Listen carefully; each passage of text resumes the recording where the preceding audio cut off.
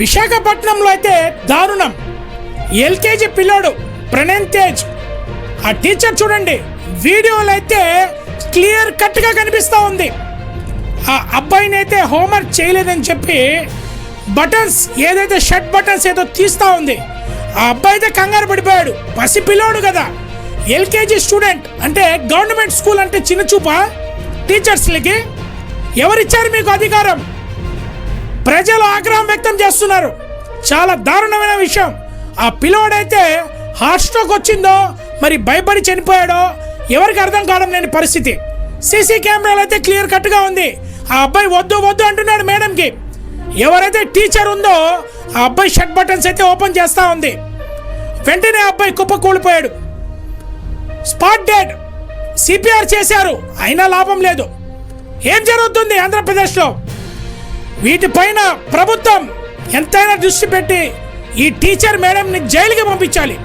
ఎందుకంటే ఇప్పుడు ఈమె జైలుకి పంపించకపోతే మళ్ళీ ఇద్దరు వేరే వాళ్ళు కూడా చేసే ప్రమాదం ఉంది. ప్రజలు ఆగ్రహం వ్యక్తం చేస్తున్నారు. కుటుంబ సభ్యులందరూ కూడా వచ్చేసారు.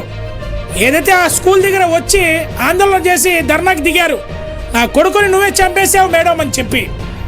అంటే గవర్నమెంట్ స్కూల్స్లో ఇలా జరుగుతుందని చెప్పి చాలా బాధాకరం విషయం.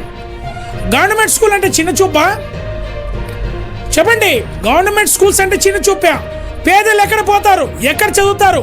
ఈరోజు ప్రైవేట్ స్కూల్స్లో చదవాలంటే దాదాపు ఎల్కేజీ స్టూడెంట్స్కే 40 నుంచి 50 వేలు. అంటే ఇంకా లగ్జరీగా ఉంటే ₹1,00,000 ఫీజు తీసుకుంటున్నారు. ఇది ఒక సంవత్సరానికి మాత్రమే. ₹1,00,000 ఎల్కేజీ, 50,000 ఫీజు అంటే చాలా దారుణం. దీనిపైన కూడా ప్రభుత్వం దృష్టి పెట్టాల్సింది ఎంతైనా ఉంది.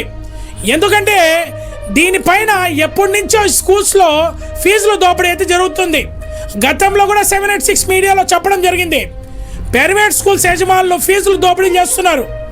నెల్లూరులో కొంతమంది సోదరులు కూడా ఈ ఫీజుల పైన అయితే సంఘాలు కూడా పోరాడుతున్నారు.